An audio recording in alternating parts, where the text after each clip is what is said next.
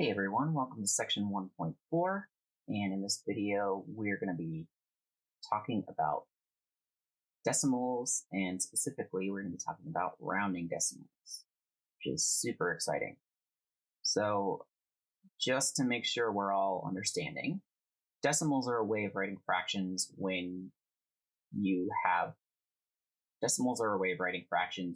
or sums of fractions that have denominators that are powers of 10. So by powers of 10, I mean 1, 10, 100, 1,000, 10,000, so on. And each digit place has a name that corresponds to a power of 10. So here we have an example of a number that has 6 digits to the left of a decimal point and 5 to the right. And these are all the place names. So here is the decimal point. And notice that every time I go to the left, I'm increasing the value of each digit by a factor of 10. So I start with 1, then 10, then 100, then 1,000, and so on. That comma there is for grouping. You don't actually have to write it. It just kind of helps you read things. A caution here, if you're not from the United States or another country where commas are used for grouping, this is how it is in the States, that we use commas to group 3 digits together and a decimal point. You might be used to it being the other way around, so something to watch out for. Right, so as I said, each of these digits corresponds to a power of 10. The ones corresponds to the exponential 10 to the 0, 10 is 10 to the 1, 100 is 10 squared, and so on. And to the right of the decimal point, notice they have similar names. We have tens and tenths. The TH signifies that we're dividing. So the TH at the end of the word here. So in simplifying, each digit has these values. This digit directly to the left of the decimal point always has a value of 1. And the digit directly to the right of the decimal point always has a value of 1/10. Basically, as you move left, you're going to be multiplying the value of a digit by 10. And moving to the right, you're dividing by 10. This is all kind of deep-fried nonsense, I guess. It's not something we ever really think about from a practical standpoint, but these are the underlying mechanics, so to speak. What we're going to talk about is rounding a decimal. So that's pretty easy. To round a decimal, we mean we're going to cut off a decimal expression early after a designated number of digits and adjust them as necessary. So the very first thing that we want to do is, if we're trying to round a decimal, we're going to locate the given place value and we're going to point to it with an arrow. So in my example here, I'm rounding 315.687 to the nearest 100. And from the previous bit, we know that the 100th refers to this digit right here. Now we're looking at the next digit to the right of the arrow digit. So that guy we're going to underline.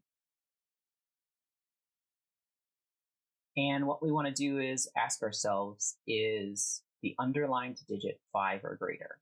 So is 7 5 or greater?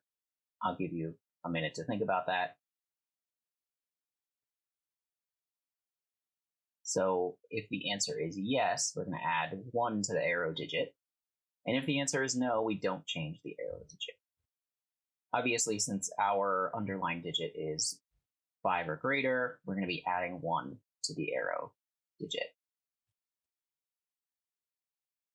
And everything to the left of that arrow digit can safely be rewritten.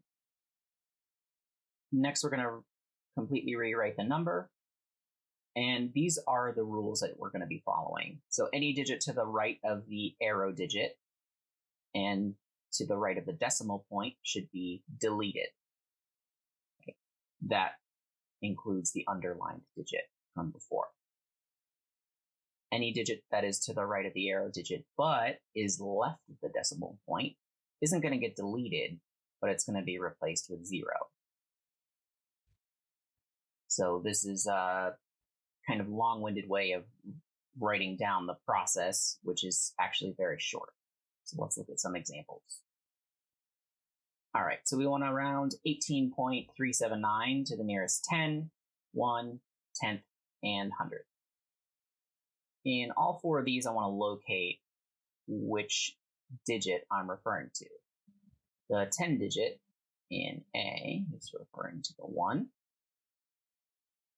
The 1 digit in B is referring to the 8. The 10th digit is referring to the 3. And the 7 is the 100. So after that, we're going to be underlining each of the next digits, and we want to make the check. Is the underlined digit 5 or greater? In letter A, that's yes. So we are going to add 1 to our arrow digit, which is 2. And then we're going to finish rewriting the number. As I said before, any number that is to the right of the arrow digit, but to the left of the decimal point, is not going to be deleted, but replaced with 0. And everything to the right of the arrow and to the right of the decimal point is going to be deleted. For part B, 3 is not 5 or greater, so we're going to leave our digit alone. Anything to the left can be safely rewritten. And then I think to myself, okay, anything to the right of the arrow digit, 8, and also to the right of the decimal point, gets deleted. So that's the remaining digits. Part C, 7 is 5 or greater, so I'm going to be adding 1 to my arrow digit. Again, safely we can rewrite everything to the left of the arrow digit, including the arrow digit. And then I am deleting everything to the right of the arrow digit and to the right of the decimal point. And lastly, we're doing 100. 9 is 5 or greater, so I can replace my arrow digit with 8. Rewrite everything to the left. And I'm going to delete the last digit. So for some more examples, here we're rounding to the nearest 100 for this guy. So that would be 1, 10, 100, and 1,000. All right, now we're going to be underlining the next digit for each.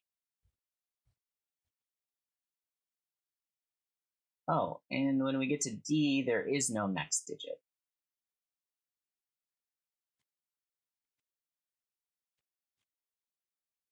Although we don't write it, any number after the last displayed decimal digit is assumed to be 0. All right, now, so when we round, we have here that 9 is 5 or greater. So we're going to be adding 1 to our arrow digit. everything to the right of the arrow digit to the left of the decimal point is replaced with a 0. Everything after the decimal point gets deleted. And similarly, we're looking at the 7, which is 5 or greater.